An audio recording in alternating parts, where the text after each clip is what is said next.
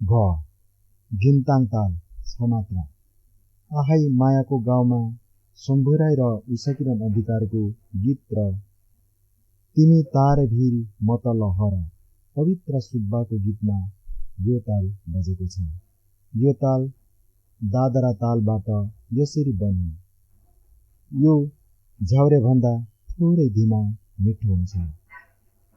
यसमा गति थोरै ढिलो छ। 2 दिन 3 ना 6 ना साइलेन्ट छन्। भनेपछि यस पाठलाई मैले भन्नुपर्दा यस भागमा मैले घिन्ताङ ताल लिएर आएको छु। जुन घिन्ताङ ताल 6 मात्राको हुन्छ, जुन दादरा तालबाट आएको भनेर हामी यहाँ डायग्राममा हेर्न सक्छौँ। र त्यो दादरा ताल 6 मात्राको हुन्छ। खण्ड 2 विभाग चाहिँ 2 खण्डमा बाँडिएको हुन्छ। पहिलो मात्राको धा ताली र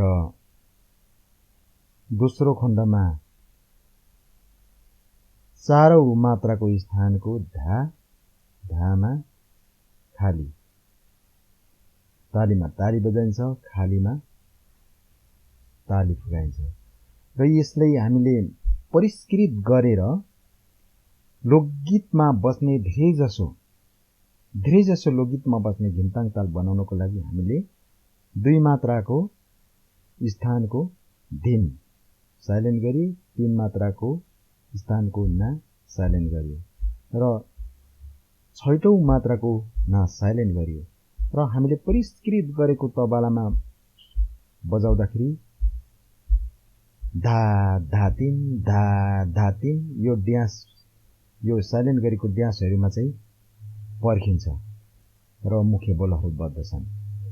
धा धा तिन हामीले बिस्तारै देखाउनु पर्छ। धा धा तिन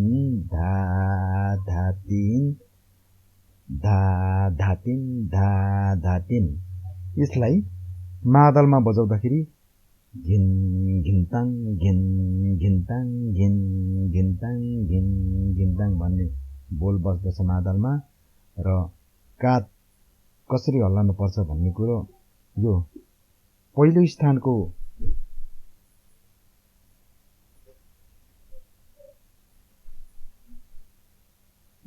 स्थानको धिनमा चाहिँ काँध दबाउनु पर्छ र दोस्रो विभागको चारौं मात्राको बोलमा चाहिँ काँध दबाउनु पर्छ। ल हेर्नुस्, यो घिन्ताङ ताल चाहिँ अब म हातमा चलन गरेर देखाउँदैछु।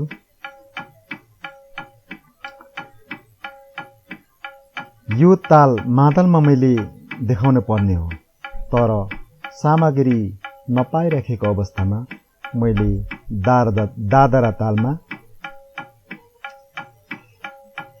गर्दैछु। र यो अघिल्लो भागको जुन हामीले झ्याउरे ताल गरेका थियौं त्यो भन्दा यो तालमा थोरै ढिलो बज्दछ र यो सममा ताली गरेर देखाउँदैछु। म सम पत्ता लगाउँछु पहिला। ल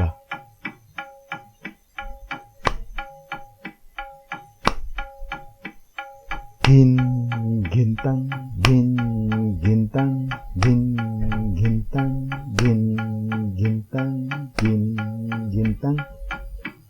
अब सम खाली देखाउने। घिन घिन्ताङ घिन घिन्ताङ घिन घिन्ताङ घिन घिन्ताङ घिन घिन्ताङ। अब सम खाली दुवैमा ताली।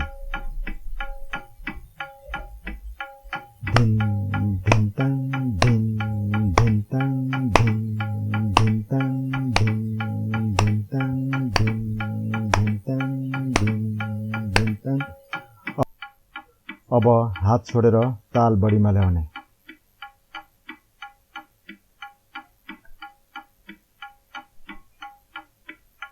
घिन घिन्ताङ घिन घिन्ताङ घिन घिन्ताङ घिन घिन्ताङ घिन घिन्ताङ घिन घिन्ताङ घिन घिन्ताङ घिन घिन्ताङ घिन घिन्ताङ। ल एक्सरसाइजको लागि यति नै म गर्छु हैन। अनि तपाईहरुले बार बार यसलाई एक्सरसाइज गर्नुपर्छ। अनि एक्सरसाइज गरिसकेपछि कालान्तरमा या जुनसुकै बेला पनि गाउँदा या बजाउँदा तालमा बजाउनको लागि सहजता हुनेछ। र तपाईहरु यो मेरो च्यानललाई अर्थात यो पियानो मास्टर पाठहरुलाई तपाईहरुले हेर्नु भएको छैन भने पाठ 1 मा गएर हेर्नुहोला। त्यहाँदेखि कर्मय रूपले हेर्दै आउनुहोला भन्न चाहन्छु। र यदि सब्स्क्राइब गर्नु भएको छैन भने सब्स्क्राइब गर्नुहोस्, लाइक गर्नुहोस्, कमेन्ट गर्नुहोस् र शेयर पनि गर्नुहोस्। म यति भन्छु। धन्यवाद।